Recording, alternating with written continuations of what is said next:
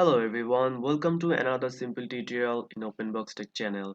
So in this video I'm going to show you if your desktop is black and it's showing that the desktop background is currently turned off and you can change the wallpaper in Windows 10 PC. So there might be a problem, you turned off the show desktop background image in the settings option. So what you have to do is go to the start menu here, go to the settings option,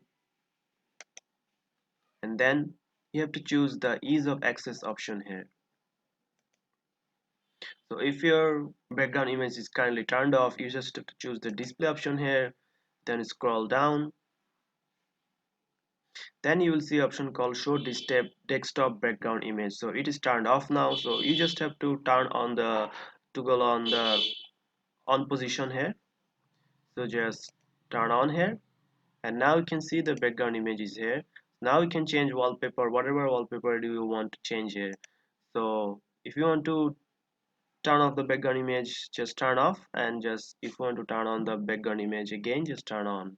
So that's it guys, this is how you fix if your background image is currently turned off by ease of access. So if you found this video helpful, please subscribe to my channel, and thank you for watching.